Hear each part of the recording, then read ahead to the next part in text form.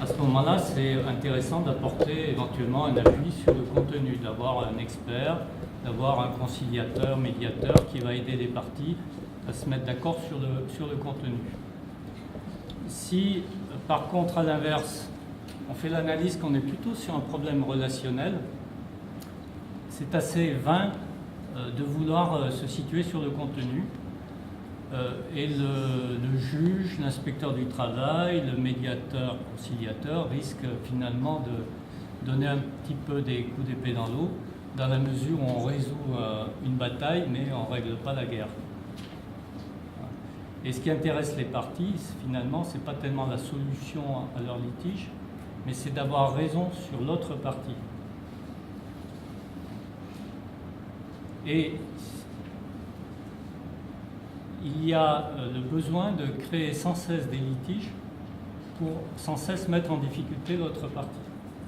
Donc c'est un truc sans fin, inépuisable. Relations et contenu ne sont pas sur le même niveau. Parce que la relation, c'est une sorte de règles, ce sont des règles du jeu qui se construisent historiquement à partir de la première rencontre. Et ces règles du jeu, ça définit la position de A par rapport à B et de B par rapport à A.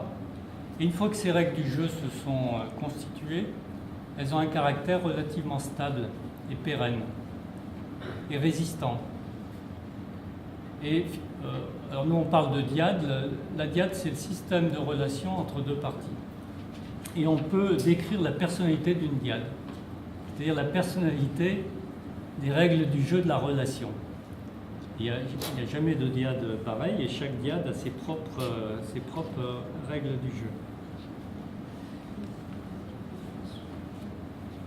La relation constitue une enveloppe qui va déterminer la capacité des parties à se parler du contenu et qui va aussi donner du sens au contenu. Si par exemple quelqu'un dit à quelqu'un d'autre « je ne suis pas d'accord », cette affirmation, au départ on ne sait pas si ça peut porter sur le contenu, je ne suis pas d'accord sur le contenu de ce que vous dites, ou si éventuellement c'est au niveau relationnel, je ne trouve pas légitime que vous parliez, par exemple, et à ce moment-là on est au niveau relationnel. Il n'y a que la connaissance de la relation qui permet de faire des hypothèses sur le sens de cette affirmation « je ne suis pas d'accord ». A l'inverse, le contenu ne détermine pas la relation, au sens où des parties peuvent avoir des intérêts, par exemple, différents, opposés, et malgré tout avoir une relation saine. Et à l'inverse, des parties peuvent avoir des intérêts complètement convergents et avoir des relations exécrables. Donc les relations et contenu ne se situent pas exactement au même niveau.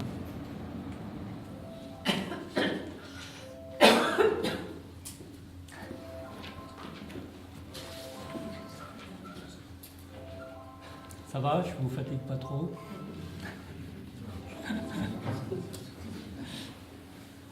Alors je continue.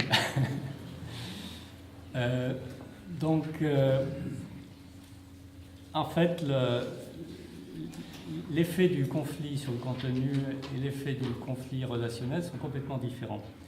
Dans une relation productive, donc la partie gauche, on voit que A et B parlent de l'objet. Donc l'objet est dessiné avec un gros pavé, là, vert, parce que à partir du moment où la relation est saine, ce qui compte pour A et B, c'est l'objet, c'est le contenu, et ils peuvent y consacrer toute leur énergie. Et puis, à l'inverse, en caricaturant évidemment, dans une relation dite improductive, une relation perturbée, ce qui est important pour A, c'est B, c'est d'atteindre B, de lui faire mal, de le contrarier, etc., et réciproquement. Et du coup, l'objet sert de munition, un petit peu de ballon de foot, et ça sert à marquer des buts à l'adversaire. Et du coup, dans le conflit relationnel, les parties malmènent leurs intérêts, malmènent les objets, malmènent le contenu, et ça peut aller jusqu'à sacrifier totalement l'objet au nom de la relation. Et concrètement, ça peut se traduire par la disparition d'entreprises. J'ai souvenir d'une association telle qu'il en existe dans tous les départements de France et de Navarre, et dans un département, l'association a disparu alors qu'il y avait des financements pour cette association à cause d'un conflit relationnel qui n'a pas pu se résoudre. Pour les entreprises en situation de concurrence, les dégâts sont évidemment aussi importants.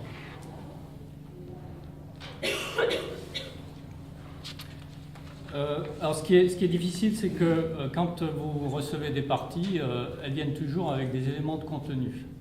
Elles viennent toujours vous dire il y a ça qui ne va pas, etc. Et donc c'est pas toujours facile de dire est-ce qu'on est sur un conflit relationnel ou sur un conflit de contenu. Donc quelques signes qui permettent de se dire qu'on est plutôt sur un conflit relationnel. C'est d'abord la récurrence des litiges et des recours à l'arbitre.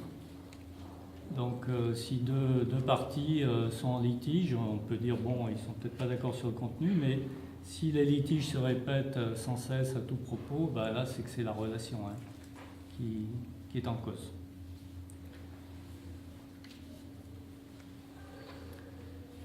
Un autre signe, c'est souvent le caractère dérisoire des litiges, c'est-à-dire on se bat souvent pour des pailles en croix, parfois pour le choix d'une salle de réunion plutôt qu'une autre.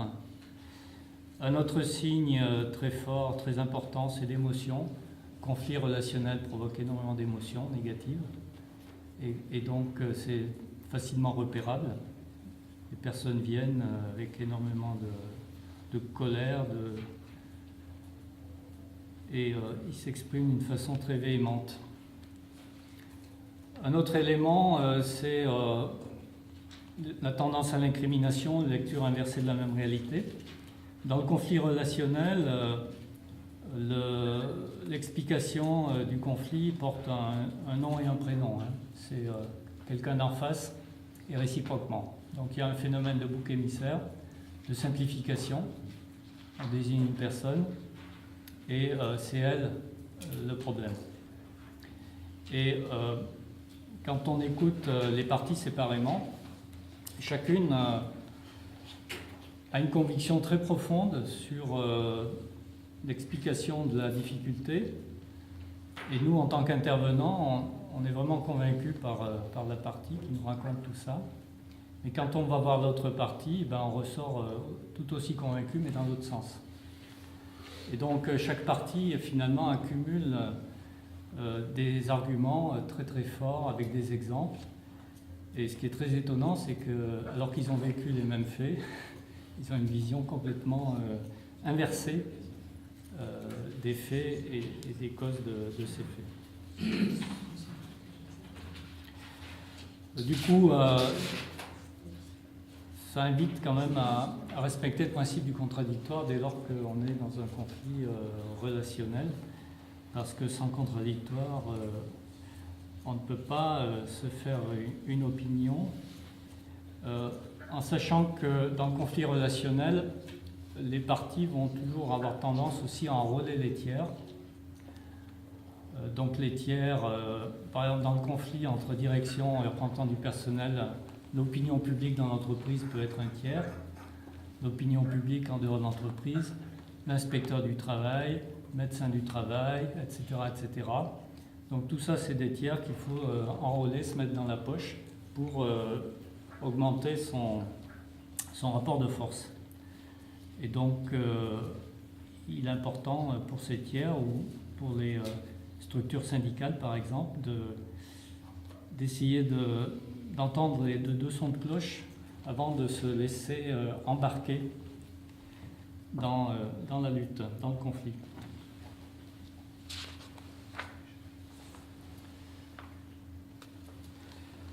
Alors, qu'est-ce qui fonde le conflit relationnel? Ça se résume probablement au mot reconnaissance. La reconnaissance semble procéder d'un besoin fondamental de la personne humaine. Et si il y a des signes de non-reconnaissance, il n'y a pas de reconnaissance, eh bien, la personne n'a de cesse que de montrer qu'elle existe. Et ce déficit de reconnaissance, c'est ça qui provoque l'émotion considérable qu'on trouve dans le conflit relationnel. Donc la reconnaissance, ça se joue au niveau du travail, reconnaître le travail. Ça se joue au niveau de la personne, reconnaître la personne, le salarié par exemple comme personne, ou le manager comme personne humaine. Et ça se joue au niveau du rôle. Le respect des rôles, c'est très, très important. Si on a le sentiment que quelqu'un essaye de nous piquer notre rôle, on se sent vraiment très mal. Donc sur ce fond de reconnaissance se développe ensuite de la méfiance ou de la confiance dans une relation saine. Et on peut avoir une sorte de gradation dans le conflit relationnel qui peut conduire à une forme, à un certain stade d'incommunicabilité complète, de méfiance qui fait que même si l'une des parties disait à l'autre, bon, on devrait peut-être arrêter de se taper dessus, un certain niveau de méfiance, ça n'est pas entendable par l'autre partie qui risque de prendre ça pour une manœuvre supplémentaire. Et donc à ce stade de détérioration, l'arrivée d'un tiers externe semble nécessaire pour le système.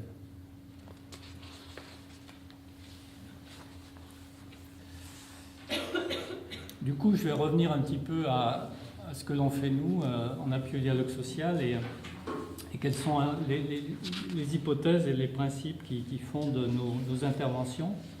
Et puis je vous décrirai un petit peu la manière dont on s'y prend pour aider les parties à bâtir de meilleures relations. Alors si on veut aider les acteurs, nous partons de l'hypothèse que les acteurs sont les meilleurs experts de leurs problèmes.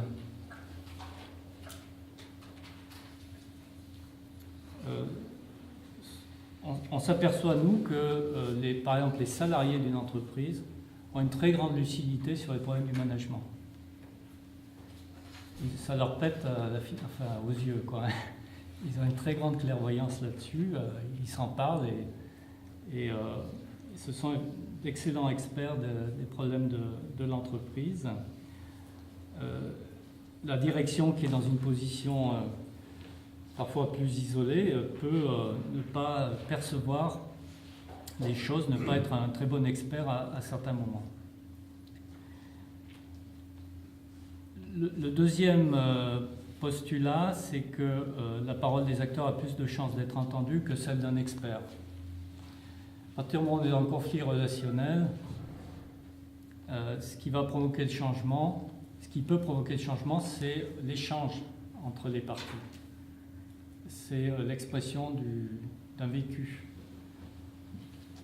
C'est ça qui peut être déclencheur du changement, et le rapport de l'expert a très peu de chances de modifier d'une part les règles du jeu et d'autre part de changer les certitudes.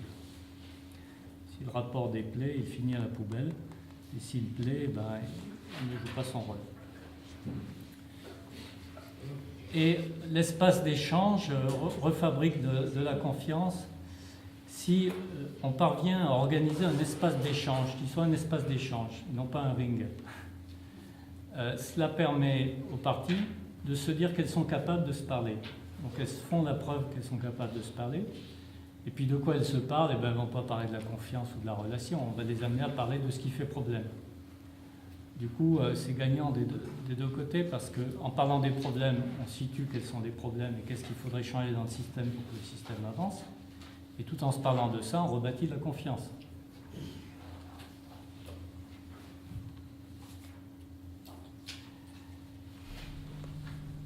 Donc le facilitateur, lui, est dans un rôle d'aidant, dans un rôle assez modeste, où il considère que c'est le carburant de l'intervention, c'est l'envie des parties de changer les règles du jeu de leur système.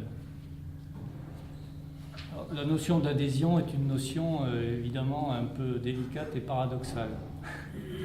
En fait, les parties sont prêtes à adhérer à l'idée d'ouvrir un espace d'échange que parce qu'elles ont le sentiment d'une impasse. Donc vous voyez, c'est une adhésion un peu contrainte.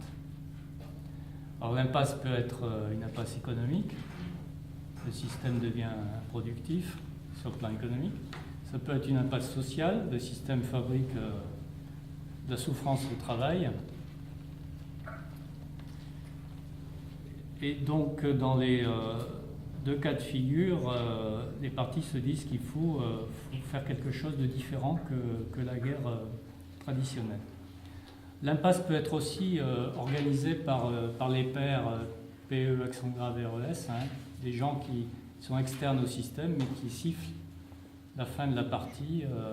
Ça peut être des financeurs, ça peut être parfois l'inspecteur du travail, médecin du travail avec sa légitimité, peuvent siffler la fin de la partie. Donc cette adhésion au départ, ce n'est pas une adhésion franche et massive, c'est un vague espoir qu'ont les parties, et il y a un processus qui va se mettre en place pour que ce vague espoir devienne une véritable adhésion. Alors nous, nos interventions comprennent 3 phases. Une phase de contact préliminaire, une phase de travail, une phase de suivi. Tout ça s'étale sur 1 an et demi environ. Et en moyenne, on va dire qu'on est présent 6 ou 7 jours dans l'entreprise, pour situer globalement. Donc les contacts préliminaires correspondent à cette phase de développement de l'adhésion, de l'envie.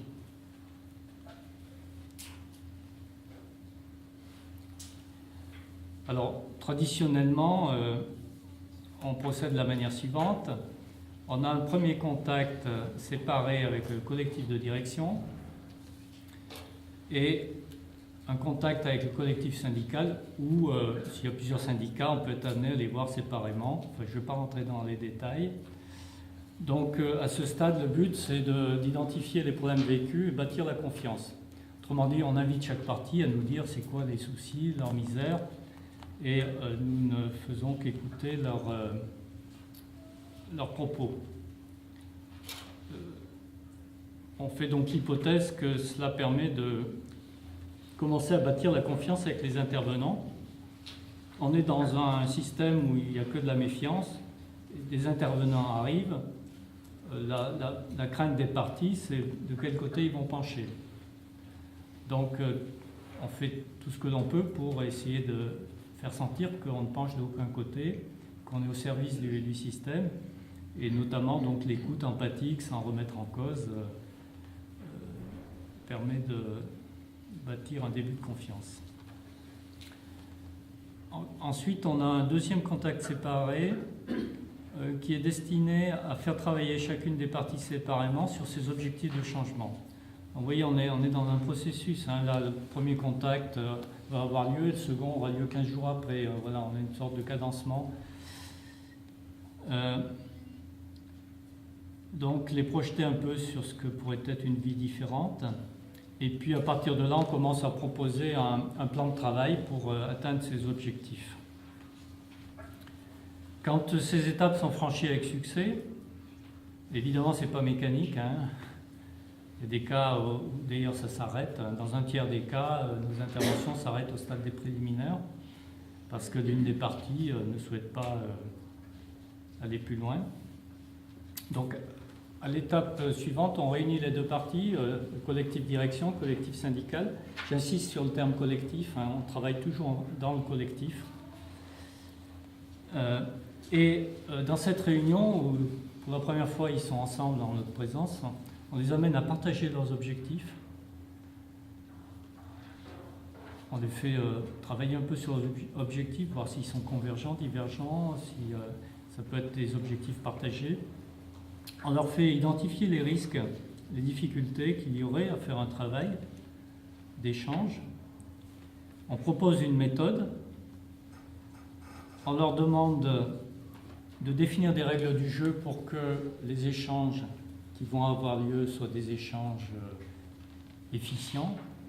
Donc en général, ils savent bien comment ils font pour ne pas se parler.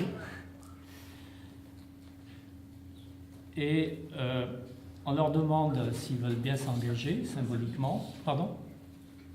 Gabriel? Oui. Non, je disais, c'est les Québécois, c'est toujours une phase d'engagement. Oui. Pardon. Il y a une phase d'engagement, un côté symbolique. Et puis après, une fois qu'ils se sont engagés, on travaille sur la mise en place, l'organisation du travail et puis comment on communique avec le reste du monde, le reste de l'entreprise. Tout ça est mis sur un document extrêmement clair qu'on appelle contrat, mais qui n'est pas du tout signé. Hein. C'est un contrat purement moral et on ne souhaite pas qu'il y ait de la signature derrière, en général. À partir de là, on a plusieurs hypothèses, nous, en tant qu'intervenants, sur le conflit. Alors, une première hypothèse, ou un premier choix, c'est de considérer qu'on est plutôt dans un conflit direction syndicat, direction représentant du personnel. Et à ce moment-là, on va proposer une méthode qui correspond à cette situation. L'autre grande hypothèse que l'on a, c'est, je ne sais pas si vous vous rappelez la pyramide de droite, donc c'est des relations détériorées dans l'ensemble de l'entreprise. Dans ce deuxième cas de figure, on fait l'hypothèse qu'il y a un problème de management. C'est une hypothèse qui est vraie à 80%. Et donc on met en place un plan de travail qui est complètement différent. Donc je vais vous parler du premier plan de travail. Alors on appelle ça le séminaire en relation du travail, donc entre la direction et les représentants du personnel. Et on a un plan de travail qui est assez concentré dans le temps, en 3 jours, le plus proche possible les uns des autres, parce que ce que l'on souhaite faire, c'est un choc relationnel. Les relations sont difficiles et de manière concentrée dans le temps, on veut qu'il y ait un contact qui se fasse entre les parties. Donc le premier jour, on les fait travailler sur des relations souhaitables. Relations, c'est pas, en fait, c'est qu'est-ce qu'ils souhaitent à tous les niveaux, hein, pas seulement sur le plan des relations. Hein. Quelles sont leurs préoccupations traduites sous forme de souhaitables. Donc c'est bâtir un peu la feuille de route pour l'entreprise, pour leurs relations entre eux, pour demain. Voilà, donc de quoi ils vont parler? Ils vont parler du respect, la plupart du temps, des rôles, des choses comme ça. Alors, parler d'abord du souhaitable permet un rodage sur la capacité à se parler. Parce que, en se parlant du souhaitable, en fait, on parle des problèmes et d'une manière positive, des positivants. Bon, c'est une astuce. Le deuxième jour, on les amène à travailler sur le vécu. Donc nous, on sert de scribe. Le rôle de l'écrit dans nos interventions est important et toujours présent. À la fin de la première journée, on rédige la synthèse du souhaitable. Et cette synthèse du souhaitable, qui est une synthèse partagée, donc ils sont assez surpris de voir que finalement ils ont le même souhaitable à ce stade, va servir de grille de lecture pour décrire le vécu. Par exemple, dans le souhaitable, on va avoir, il est important que la direction respecte la légitimité et le rôle des représentants du personnel et réciproquement. Par exemple, du coup, deuxième jour, c'est décrivez ce qui se passe, comment ça se passe pour que le rôle des représentants du personnel ne soit pas respecté sur un mode descriptif, photographique, et pas sur un mode de recherche des causes. La recherche des causes est interdite, proscrite par les intervenants. Le rôle d'animation est évidemment très fort. Hein. Enfin, il est d'autant plus fort que les choses se passent mal et d'autant plus faible que les choses se passent bien entre eux. Mais l'autorité d'animation, là, est une fonction quand même très, très importante. Sur la distribution de la parole, sur la régulation, sur veiller à ce qu'il soit sur le thème, veiller à ce qu'il soit productif, parce qu'on est sur des temps quand même... le temps passe vite, hein. Et donc la tendance à partir sur des sujets, à argumenter, il y a plein de façons de perdre son temps, hein. Donc nous sommes, nous, responsables du cadre et responsables du fait que les choses avancent et que ce soit productif et que ça permette de se rapprocher des objectifs qu'ils se sont fixés. Troisième jour, on les fait travailler sur un plan d'action pour atteindre, combler l'écart qu'il y a entre le vécu et les orientations. Donc ils ont un document en 3 colonnes, les orientations, le vécu, oui, il y a un écart et qu'est-ce qu'on peut faire pour combler l'écart, thème après thème. Donc ça le mérite d'une certaine lisibilité. Ça leur permet de voir de quelle façon ils avancent, où ils en sont. Voilà. Donc ça, c'est un premier mode d'intervention dans les relations direction-syndicat. Donc on a ces 2 collectifs, le collectif direction et le collectif des représentants du personnel qui se causent pendant ces 3 jours.